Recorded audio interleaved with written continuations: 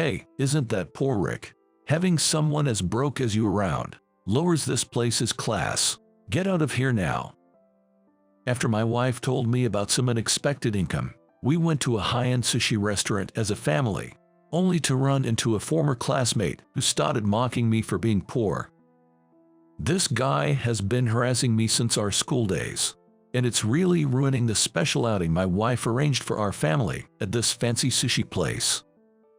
I can't stand him belittling not only me but also my family, especially when he has no idea about the hardships we've gone through. I tried to control myself, not wanting to cause a scene in front of the restaurant and my family, and thought we should just eat our sushi and leave as soon as possible. But I never imagined my wife's remark would lead to what happened next. I'm Rick, currently 26 years old. I work at a food manufacturing plant. I married my wife, Mia, 3 years ago. We were blessed with a child soon after, and our daughter is now 3 years old. Mia and I met in a badminton club at our university. Although it was badminton, since it was a club activity, it wasn't serious training but rather a casual gathering aimed at working up a light sweat and then enjoying some beer. Having been seriously involved in tennis during middle and high school, I initially thought the badminton club would be similar. So, I was quite taken aback to find it was more about socializing. Hey, Rick, what made you decide to try badminton? At one of the club's parties, where I quietly took a seat in the corner, Mia came over and asked me. I played tennis in middle and high school. Thought badminton could be fun too. No wonder you're so good at it. Not really, but what about you? I love plants, and I thought badminton was about going to the garden. I asked her over a beer, puzzled. What do you mean? I thought, because it's badminton, maybe badminton is on the ground. I couldn't help but burst into laughter, spilling my beer, and couldn't stop laughing for a while. Was it that funny? You're joking, right? No, really, I'm serious. Whether that story was true or just a joke to break the ice, I never found out. But that conversation was the start of Mia and I getting along and eventually dating. I was drawn to Mia's outgoing and sociable nature. Later, Mia told me she liked me because I seemed quiet but kind. We were quite different, but perhaps that's what drew us to each other. We got married right after graduating from university. This is really hard for me to say, but one day, Mia started a conversation with me very formally. What's up? You're being very formal. I don't want to work. I couldn't believe my ears. What? You want to be a homemaker? Oh, no, it's not like that. Mia cleared her throat and apologized. It's just that there's something I really want to focus on, so I won't be able to work or do household chores. I'm sorry. Is that what it is? Please don't abandon me. I won't abandon you. I smiled. If Mia was this serious, it must be something important. I don't fully understand what you mean, but you should pursue it without any regrets. Rick, thank you. Mia's face was a mess, streaked with tears and a runny nose. Since then, I've been working at the factory while also managing the household chores and child care. Honestly, it was very tough. While I could manage the household chores, it was often necessary to leave the factory for my child's medical checkups and vaccinations, which happened quite frequently. I had explained the situation to our factory manager, Mr. Johnson, in advance and got his approval, but as a result, my salary was reduced, and our household finances became tighter. One day, I went shopping with my daughter. She had grown a bit and was at the age where various desires were emerging. Daddy, let's go to the amusement park, my daughter suggested. She had been asking for a while, but honestly, I was too caught up in household chores, and we didn't have the time or the money. It's a bit difficult for us to go there today. Why don't we go another time? I replied. Come on, you don't even have the money to take your kid to an amusement park. What a poor man. A man sneered as he walked by. It was Kevin Harris, a former classmate and fellow member of tennis club in our high school. I can take you to the amusement park. How about that, huh? Kevin spoke to my daughter, but she got scared and hid behind me. Long time no see, Kevin. Rick, you seem to be struggling, wearing those worn-out clothes. Well, you seem to be doing well, which is good. Kevin's lips twisted into a scornful smile. What a dull guy. Well, enjoy your bottom-of-the-barrel life. Kevin walked away. His words pierced deep into my heart, but there was nothing I could do about it. The difficult times continued for another year and a half. However, one day, Mia unexpectedly brought something up. We were having a soup full of vegetables for dinner. Our daughter said, I want to eat meat or fish. All right, then tomorrow, Daddy will make you some delicious meatballs. Occasionally, I could afford to buy ground meat. I could manage that much at least. Wait a minute, I have something to discuss with both of you about tomorrow. Mia put down her spoon and spoke formally, so we all followed suit. Rick, please take the day off from work tomorrow. Yes, no wait, what do you mean? Tomorrow, we're going to the amusement park. Our daughter cheered loudly, asking Mia, can we get on the rotating ones? Merry-go-round, Ferris wheel, we'll ride both. Our daughter shrieked with joy. But that's not all. What? There's more to that. Mia smirked. Tomorrow night, we're going out for sushi. Our daughter got even more excited, asking, the rotating kind. Unfortunately, it won't be rotating. Our daughter seemed disappointed. Oh, it's not rotating. Oh no, if not rotating, that means we will be served expensive and delicious sushi. I explained to our daughter, though honestly, I was confused by the sudden turn of events. What's going on all of a sudden? I hate to break it to you, but we can't afford that. Actually, we've had some unexpected income. Did you win the lottery or something? Mia just smirked. I'll announce the details tomorrow while we're having sushi. While Mia and our daughter seemed thrilled, I, who managed our household budget, couldn't help but feel anxious. As promised, I took the next day off work. I felt a bit guilty for lying to my workplace about having a cold due to the sudden leave, but seeing my daughter's excitement for the amusement park, I decided it was okay. True to her word, we rode the merry-go-round and the Ferris wheel, and my daughter was delighted. That night, we really went to the upscale sushi restaurant. I'm not very familiar with sushi restaurants, but looking at the menu, I was almost floored by the prices. If Mia's unexpected income turns out to be a fabrication, our only way out would be either to dine and dash or to wash dishes to pay the bill. With these thoughts, I couldn't really appreciate the sushi we were having. When we had eaten a fair bit, 2 customers came in and took seats at the counter. Chef, we'll have 2 specialty courses for the day, please. Looking closer, one of them was Kevin. Running into him again, I really must be out of luck. In high school, Kevin always teased me.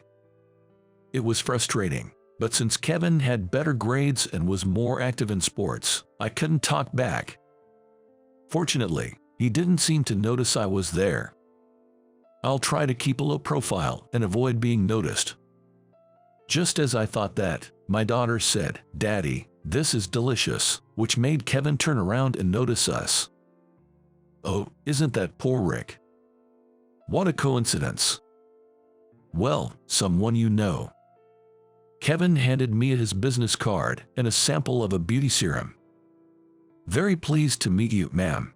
This is what I do. The business card featured the company name and the words Chief Executive Officer. Well, so you're the CEO. My company deals in cosmetics and beauty equipment. Please keep us in mind. That outfit, it's a high-end brand, right? You must be quite wealthy. Kevin sneered. I started my own business in college, so I do have a fair amount of money. Your clothes seem quite worn. It must be tough having a husband with a modest income. Mr. Harris, you might want to stop there. It's getting a bit rude. The man sitting next to Kevin was Tyler, another high school classmate. Tyler, long time no see. Hey, how are you? Tyler is so brilliant that he works as my right-hand man. Poor Rick is just a small cog in the machinery of some factory, right? I'm saying, stop it. Chef, please prepare some sushi of premium tuna for this family. It seems they've stretched their budget to come here today. Just look at those clothes covered in pilling. It's heartbreaking. As a CEO, it's only right to give back to the common people. Enjoy quickly and then head back, you poor souls. Suddenly, Mia slammed the table and stood up with a smile at Kevin.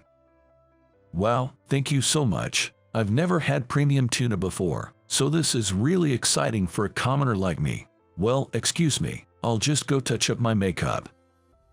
I knew that Mia was truly angry.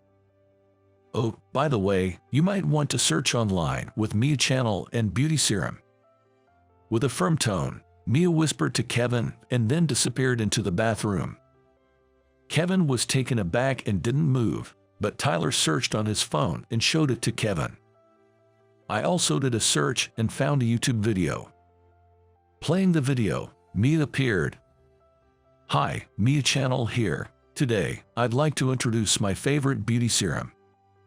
I recognized the logo of the serum that Mia was promoting. It was the same as the sample Kevin had just given her. Wait, is your wife a YouTuber? Sounds like it. Moreover, the view count was incredibly high. I couldn't grasp what was happening. Believe it or not, I'm a YouTuber with 1 million subscribers. Mia returned from the bathroom. The serum sample from earlier, I thought it looked familiar. Turns out, it was the one I introduced on behalf of your company. Oh yes, I was informed that we were using YouTubers for promotion. So, it turns out that 80% of our company's sales are due to the advertising by influencers from Mia's agency. Mia frowned. And I made a call to the agency earlier. I told them not to take any more requests from your company because of the bad vibes. The higher-ups agreed with me. Oh my, that's really bad. Kevin was clearly rattled. Rick, happy birthday. Huh? Surprise. It's still 2 weeks away, but thanks. Honestly, it was quite thrilling to see Kevin so flustered. How did a guy like you manage to marry a famous YouTuber? Kevin pressed me for an answer. Well, I didn't even know. That's because Mia explained the whole story. Her journey as a YouTuber started from the day she said she didn't want to work. It apparently took over a year before her view count started to grow. It's all thanks to Rick. Mia held my hand. Because Rick took care of work, household chores, and child care, I could focus on being a YouTuber. I'm truly grateful to him. Kevin was speechless. You know, Tyler addressed Kevin. Do you remember when you made the select team for the last high school tournament? Yeah, I was almost dropped because of an injury, but somehow made it into the team. That was thanks to Rick. What do you mean? Rick was already set for the select team, and he went straight to Coach Miller to speak up on your behalf, saying that you were needed. Kevin looked at me. Is that true? Well, we did need you. You're competitive and hardworking. Without you, we'd have been knocked out in the qualifiers. And Tyler, how do you know about this? Just happened to pass by. Oh, okay. Kevin apologized to me. I was repaying your support with ingratitude without even knowing it. I'm sorry. I hope you can forgive me. As long as you understand, it's fine. Well, my company might go under now, so I guess this is what I get for my past actions. No worries, that's all right, it was a lie. What? The part about calling the agency was a lie. There's no way a single word from me could sway the office to that extent, right? Tyler laughed as Kevin stood dumbfounded. Tyler, you knew, didn't you? A little thought would have made it clear. It's your fault for being deceived. I knew it was Rick's classmate's company from the start because he told me before. But anyway, it's good that you apologize properly. Please continue to be good friends with Rick, okay?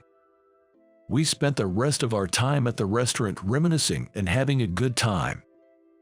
After a while, as Mia's work stabilized and she had more free time, our lives also began to change for the better. We moved into a 2-story house, allowing us to lead a more comfortable and affluent life. With the newfound financial stability, I also found a time to start playing soccer again, but this time as an adult in a local league.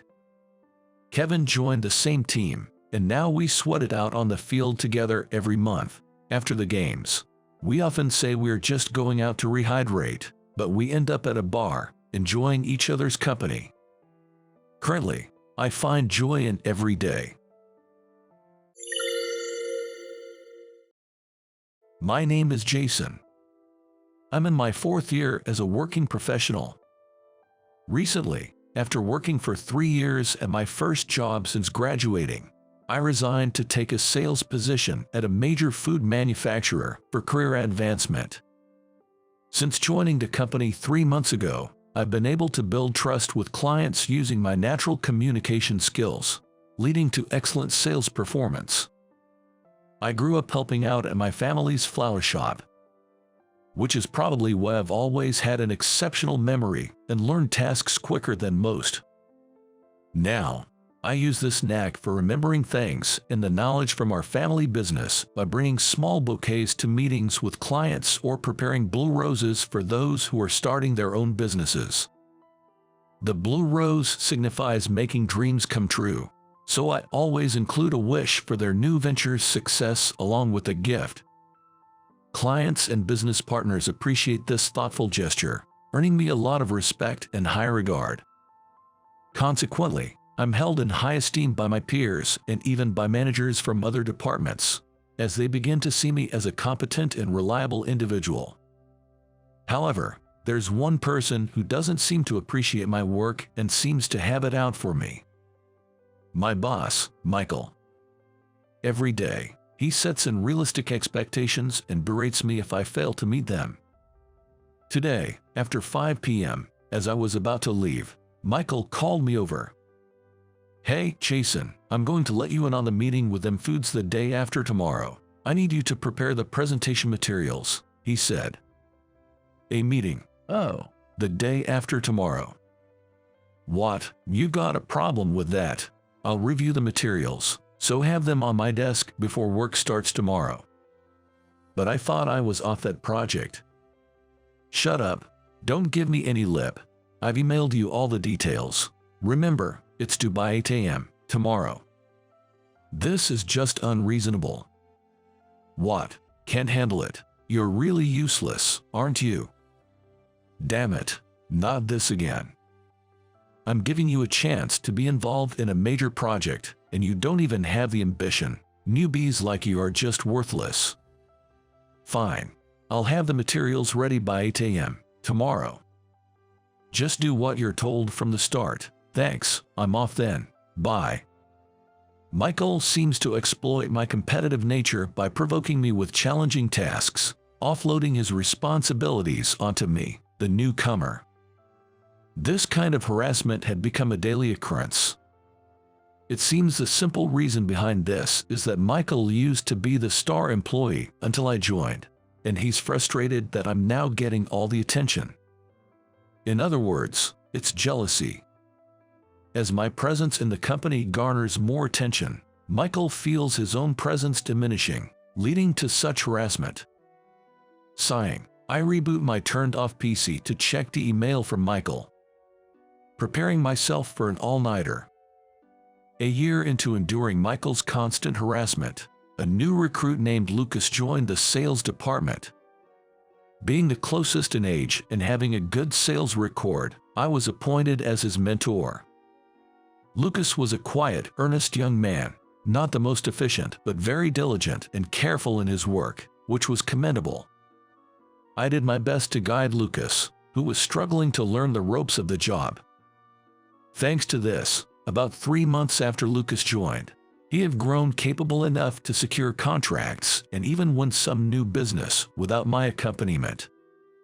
As Lucas became more proficient, we worked closely together, checking on our progress and holding meetings, making for busy yet fulfilling days. Eventually, I noticed that Michael's harassment had subsided. Come to think of it, Michael hasn't been giving me impossible tasks lately. Impossible tasks. Before you joined, since I was a newcomer from another company, Michael used to harass me by assigning me to endless projects or burdening me with an unreasonable number of accounts. Is that so? It's silly, really. He was probably jealous of my sales performance. Well, it helped me improve my multitasking skills. Jason, you're impressive. I just wanted to make a good start in my first year after switching jobs, so I was really determined. Lucas, are you feeling all right? You look pale. No, it's just that. During our casual chat after a meeting, Lucas's expression darkened when I mentioned Michael. Curious, I pressed for details and discovered that Michael had shifted his target from me to Lucas. I was shocked to learn that Lucas had been facing harassment from Michael in my absence. When you're out visiting clients, Michael clearly assigns me tasks that should be his responsibility. The deadlines are tight, and if I'm even slightly delayed, he calls me slowpoke or useless and berates me. I had no idea. Sorry for not noticing sooner. From now on, if you're given an unreasonable workload that exceeds your capacity, please consult with me immediately. Thank you so much.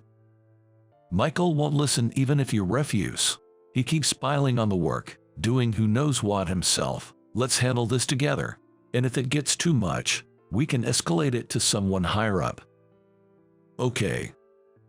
A few days after this conversation, as I began to subtly support Lucas, Michael didn't take kindly to it, and the harassment escalated. The tasks assigned to Lucas started to include those that should have been handled by Michael, who is at a managerial level. Of course, these were tasks that Lucas, still a newcomer, had yet to learn. Michael, displeased that Lucas sought my advice, started to harass us both blatantly, intending to trouble us. Naturally, this meant I had to take on a significant portion of Michael's work that Lucas couldn't handle. Despite being blameless, Lucas felt inferior and guilty towards me. He was thriving and enjoying his work, but being overwhelmed with tasks not meant for him led to an increase in mistakes and a loss of confidence. I couldn't stand the situation and confronted Michael directly while trying my best to support Lucas. Michael, I can't accept the way you're allocating work. What? You two are just too incompetent, so I'm trying to train you. Enough. Both Lucas and I are swamped with our own tasks. This is going to affect our clients as well. That's the problem. You're both too slow. Make sure not to inconvenience our valued clients. Michael dismissed my complaints, leaving the two of us overwhelmed with work. Then, an incident occurred. Hey, Michael, where are the documents for today's meeting? I left that to Lucas. Hey, Lucas, bring the documents, quick. I'm sorry, the documents aren't ready. What? I was counting on you, weren't I? Yes, but I was only assigned this task yesterday evening, and there wasn't enough time. Don't give me excuses. Do you realize how important this meeting is? You're such a useless newcomer. What now? Make sure to submit it to Charles by 11 a.m. Yes, I will. I'm sorry, Charles. My subordinate is slow, causing you trouble. I'll make sure it's done by 11 a.m. All right, I'm counting on you. Of course. It turned out that the documents for a crucial meeting scheduled at 2 p.m. today hadn't been prepared. This was a task originally meant for Michael, which he had dumped on Lucas the previous evening. Smirking, Michael shifted the blame and made excuses to Charles before returning to his desk. Seeing Lucas looking distraught and close to tears, I offered my support. It's okay. We have 2 hours until 11 a.m. We can make it work. Could you handle checking my emails and dealing with urgent estimates while I work on this? Yes, I will. I then worked frantically on the documents. Next to me, Lucas was handling the tasks I'd asked him to do while progressing with his own work, a look of desperation on his face. Even then, Michael passed by Lucas's desk, sneering, "Newcomers are really useless, aren't they?" Lucas ignored him, but I could tell it was affecting him. Don't mind what Michael says. Let's make sure we succeed. It's going to be okay. Thank you so much, Jason. Focus now. We don't have much time. Yes. Somehow, we managed to complete the documents by 11 a.m. Charles was impressed with the quality of our work, and the afternoon meeting was a success. After the meeting, Charles praised the documents and presentation. By the time we returned to our department, Lucas looked much better, which relieved me. Phew, that was close. Things always seem to work out. Thank you so much for your help. It's my duty as your mentor, but as for Michael, that's enough. I won't let it slide any longer. I'll definitely bring this up during the next performance review. I agree. I won't forgive him either. Huh? It was surprising to see Lucas, who's always been mild-mannered and kind, hardly ever speaking ill of anyone, say I won't forgive him with a sly smile. As we returned to the sales department, Michael approached us with a smirk. What is it this time, Michael? I heard the deal somehow went through. Yes, we've secured the contract, so there's no need for concern. Hey, Lucas, got bailed out by Jason again. Huh, lucky you, but you're still slow, and as a newbie, you're just not cutting it. I've already submitted the lowest possible performance review for you. Wait a minute, Michael. Your behavior lately is unacceptable. Jason, getting a little cocky just because you can do some work. What about you, Lucas? Got nothing to say. What's with that face? Remember, I'm the manager here. You newbies just need to do as I say. And Jason, your defiant attitude will cost you on your performance review too. Don't you think you're being too tyrannical? And what's this about performance reviews? The year-end performance review is still a while away. Isn't it a bit early for that? You regular employees wouldn't know. The company's performance is down. So we're looking for volunteers for early retirement at the mid-year mark. I was compiling a list of candidates for that. As a manager, it's my job to submit the performance reviews of my subordinates to the higher-ups. Both of you, being as incompetent as you are on that list for sure. What did you say? Michael's words made my blood boil instantly. As I was about to retort, Lucas grabbed my hand to stop me. Hey, Lucas, this is just too much. Calm down, Jason. Michael, I understand your point clearly now. Oh, finally got it through your thick skull, did you? Well, enjoy working hard until you get the retirement notice. Smirking, Michael threw out his parting shot and left. A few days after Michael claimed to have submitted the lowest performance reviews for us, President Sullivan decided to visit each department to observe the employees' work. When it was the sales department's turn, President Sullivan arrived, holding the documents Michael had prepared. Mr. Sullivan, we've been expecting you. Thank you, everyone in the sales department. You're the backbone of our company's earnings, and I appreciate your hard work. Today, I'll be observing how you all work. Did you have a chance to look at my performance review documents? I'll introduce you to the employees of the sales department and their evaluations. With that, Michael, looking triumphant, cozied up to President Sullivan to show him around. He followed Michael's lead, conversing with employees and observing their work. I watched nervously as they moved around the department. Glancing at Lucas, I expected him to be disheartened, but to my surprise, he was calm and focused on his work, unaffected by President Sullivan's visit. Eventually, he approached Lucas and me. "Sorry to interrupt your work. You're Jason, right? I've heard good things about you." Thank you. It's an honor. I heard you played a crucial role in closing a significant deal recently. The sales manager was praising you." "Well, I just did the best I could." "Mr. Sullivan, Jason is capable in his work, but his attitude toward superiors needs improvement. Despite my clear instructions, he was late, and even the preparation for that deal had us on edge until the last minute." "Oh, that's because I had a lot of tasks to handle. I apologize for any concern I caused you." "Jason, your problem is making excuses. Be mindful of that." I clenched my teeth, feeling dominated by Michael's narrative. Still, I didn't want to show any petty disputes in front of President Sullivan, so I held back. "And this new recruit Lucas, whom Jason has been mentoring, is just incapable." "Is that so, really?" "Yes, it's true. As his manager, it's been tough on me. The preparation for that deal being last minute was Lucas's fault, despite my instructions. He hadn't completed the documents even on the morning of the meeting. And then he made excuses about not having enough time and ran to Jason for help. He's slow and just a hassle to deal with. He's a prime candidate for voluntary resignation." Michael gloated as he disparaged Lucas and me to President Sullivan. I clenched my fists in frustration. "Michael, was it? You say some interesting things. What's this about a candidate for voluntary resignation? And is my son really that useless?"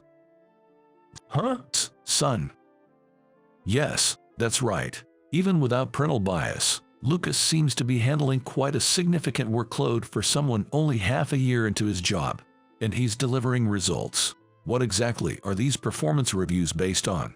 Care to explain in detail, Michael?" Michael's face went pale at his words. Turns out, Lucas was his son.